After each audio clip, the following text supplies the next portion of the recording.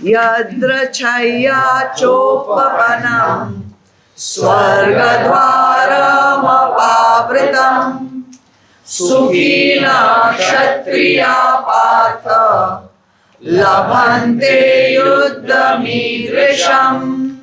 Varsha, read. Arjuna, fortunate are the Kshatriyas who get such an unsolicited opportunity for war, which is an open gateway to heaven.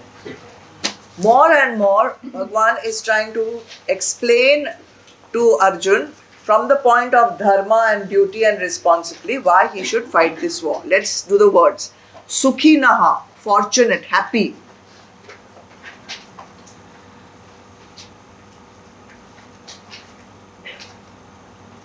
Kshatriyas, you know, Kshatriya, warrior.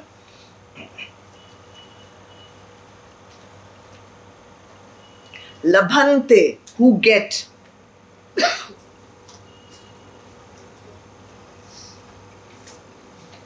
Idrisham, such. Yuddham, war. So fortunate is that warrior who gets an opportunity for fighting such a war, and that too yadrichaya, unsolicited, unasked for, unsought. Chopapanam, indeed, they obtain. Indeed, they obtain. Apavratam, open.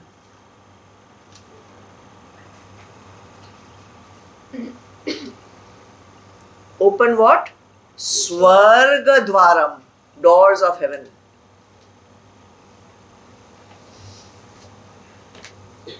And one word is left there, Partha Arjun, son of Pritha. Kunti's other name is Pritha. So fortunate are those warriors who get such a war, dharma yuddha, to fight, and that too unasked for, unsolicited, unsought for, and such a person, such a warrior who will fight this war, for him the doors of heaven will be open. Outcome of doing a dharma is what? Punya.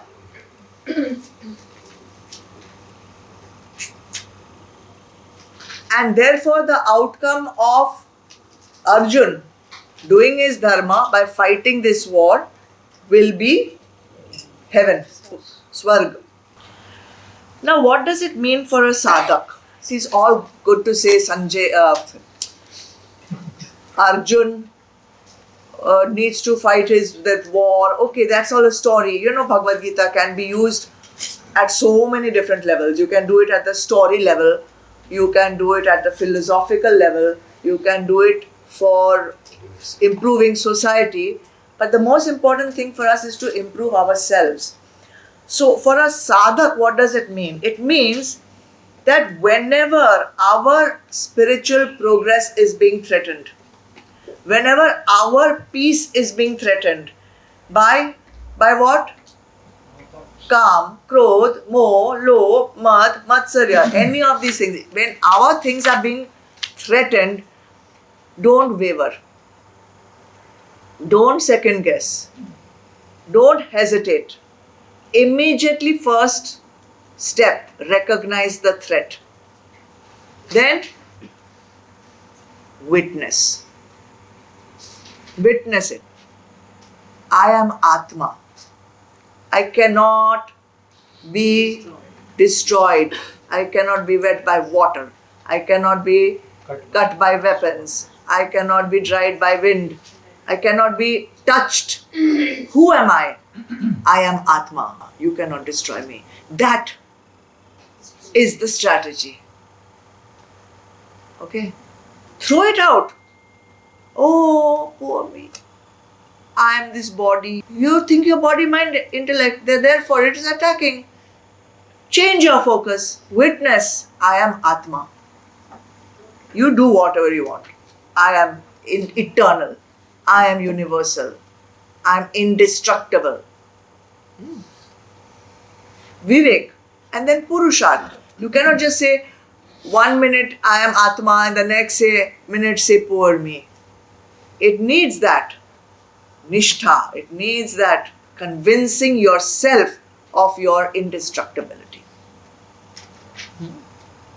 So Bhagavad Gita is a call to action. It is not a call to inaction. It doesn't tell you to run away from your duties. It doesn't tell you to leave your responsibilities. It's telling you that situation where you have chosen to enter this world. Given this situation where you are, it's of your choice. And you have chosen this because this is the very situation from which you can get out of the sansar. So don't try to run away from the only solution you have. You are there for a reason. What Bhagwan is trying to create in Arjun is an internal transformation. He's not making him just outwardly shirk his duties. An internal transformation is what you're going to need to overcome your human state and reach divine merging. Now Bhagwan goes ahead and says, what would be the consequences of not doing the duty? 2 verses he gave, you should do your duty. Now he's going to tell him what will happen if you shirk your duty. Let's go ahead. See, all the verses are more or less the same. There's not that much. So if we can go through them, then it will be the same thought being continued. Okay. Atha chetvam dharmyam sangramam na karishyasi tata swadharma kirtim cha hetva papam avapsyasi. Ritesh? Now if you refuse to fight this righteous war, then shirking your duty and losing your reputation, you will incur sin. Atha chet. If, however,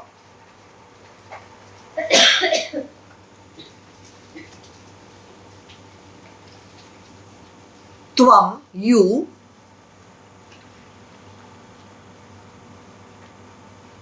na karishyasi, do not do, do not perform.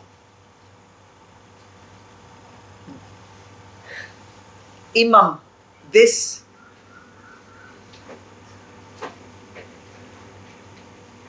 Dharmyam sangramam, righteous war.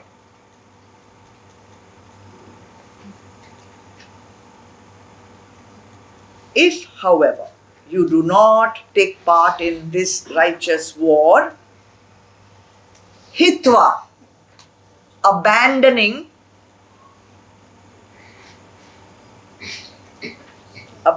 what? Swadharma, your duty according to Vedas.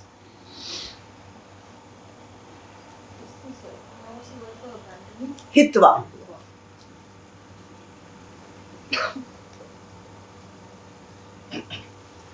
So if you decide to not take part in this war, abandoning your dharma, abandoning your duties, and cha, kirtim, reputation. You'll be losing your reputation, kirti, fame. Tata, then what will happen? Papam, sin. Avapsyasi, will incur, you will incur sin.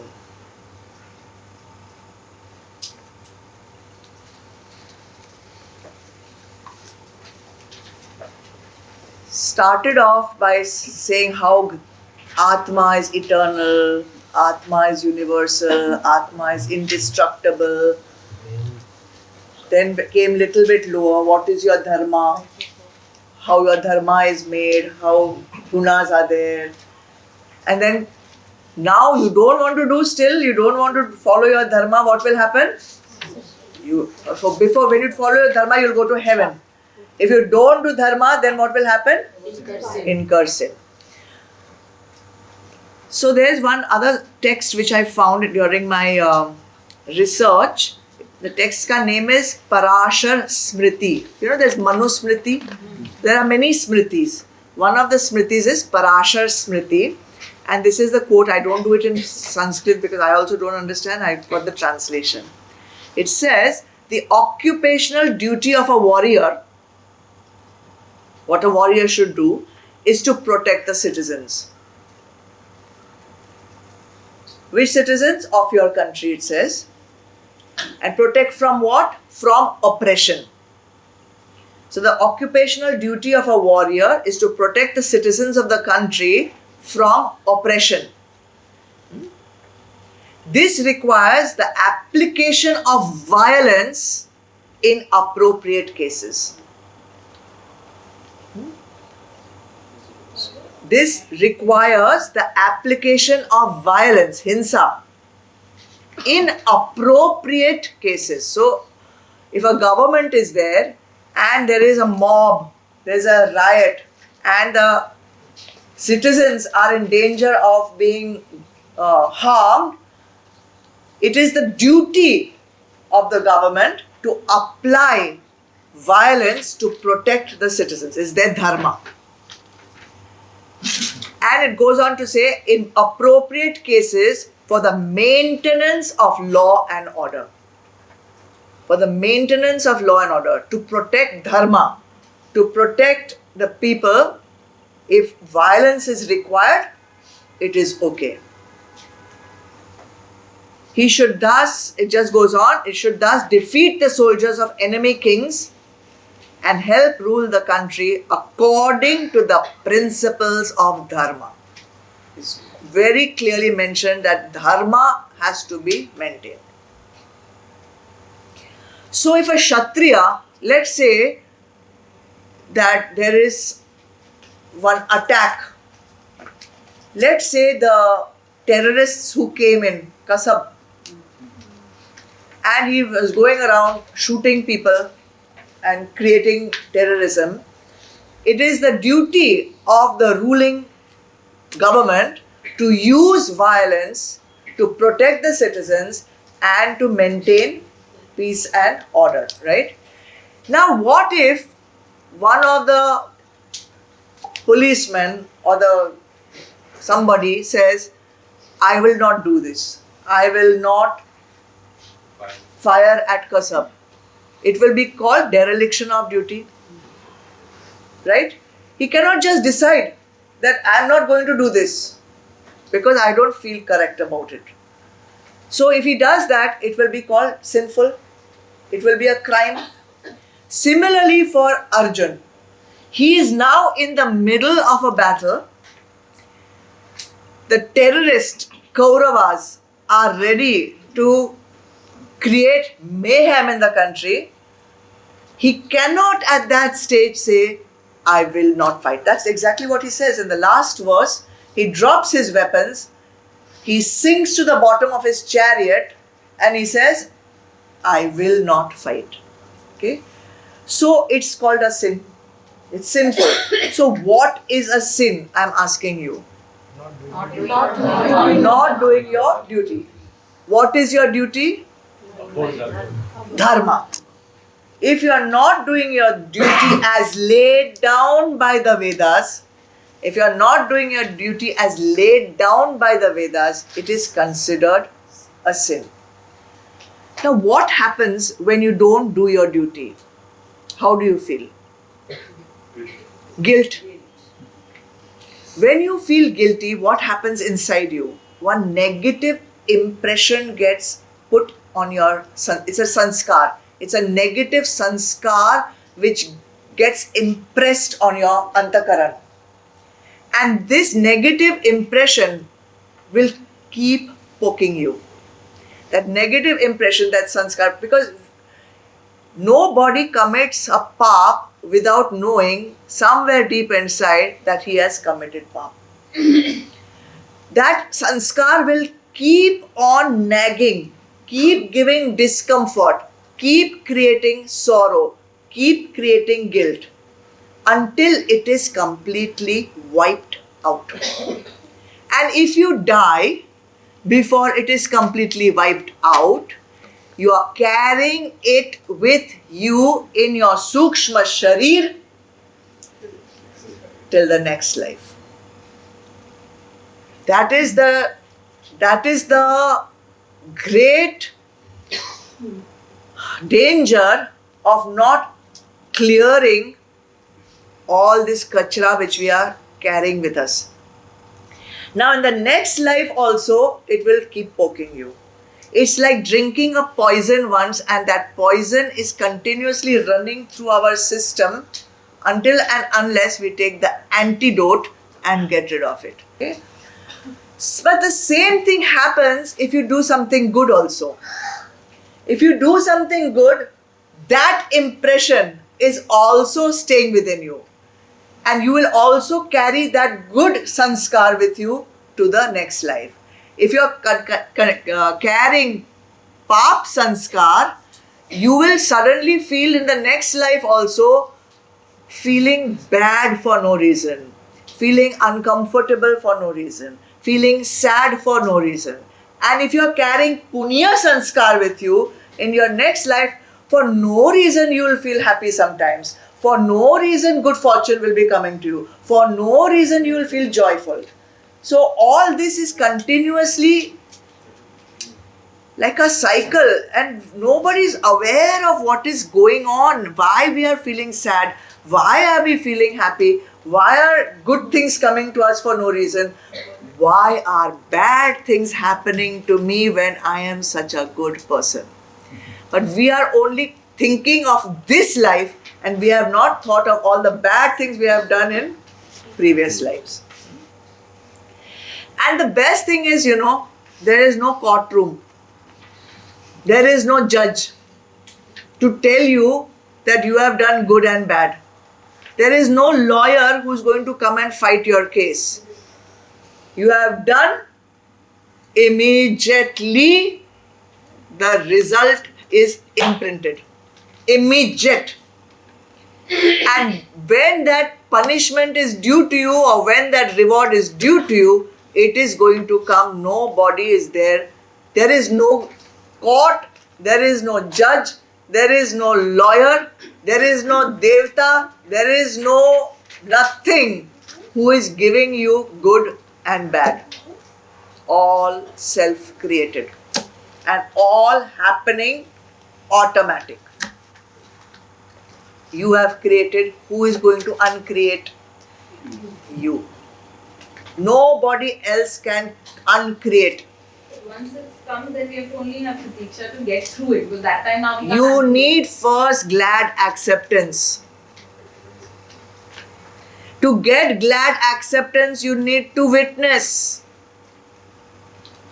Don't take it, I am unhappy. Don't take I am poor me. Don't say I am unfortunate. Say body is, mind is, I am Atma. Learn to distinguish. Don't all the misfortunes which are coming in your life, they are not coming to you because you are Atma.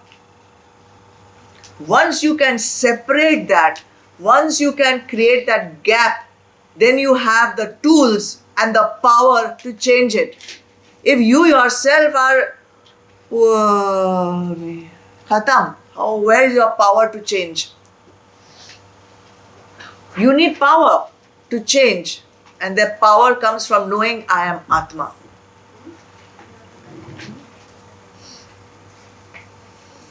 So Bhagwan Krishna warning Arjun, and through Arjun warning all of us, if we run away from our duty, we are creating a negative impression. This negative impression will stay with you till you reach that time where you have the power to remove it from your system. Is there any difference between paap or sin and crime? Is there any difference between crime? Crime is in the eyes of the law of what humans make. Its law is a negative action according to societal laws, right? And paap, Spiritual. spiritual laws, okay, universal laws. So parking in a no parking zone, crime or sin? Sin? No. Something can be a crime, but it need not be a sin. And something can be a sin, but it's not a crime. What is that? What could you constitute as a sin but not a crime? Not doing a dharma. Thinking ill about someone. Thinking ill about Not someone, treating your parents the way ill-treating your parents, correct? It's not a no, you're not going to get any fine for that. You're not going to go to any court, huh? Treating parents as a law. not beating them or Crossing the boundaries, not respect. Let's say being disrespectful. Hurting somebody. Disrespectful. Okay? It's not a crime, but it is a sin. And crime, maybe you'll pay one fine and get out. But sin is a sanskar. It is there and it may stay with you for another lifetime or many lifetimes also.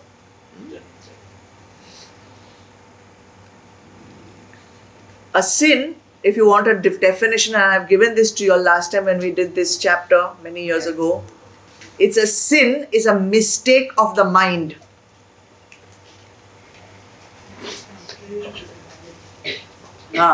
Who's reading? Read, say loudly. A sin is a mistake of the mind which is contrary to the knowledge that you are divine. Correct.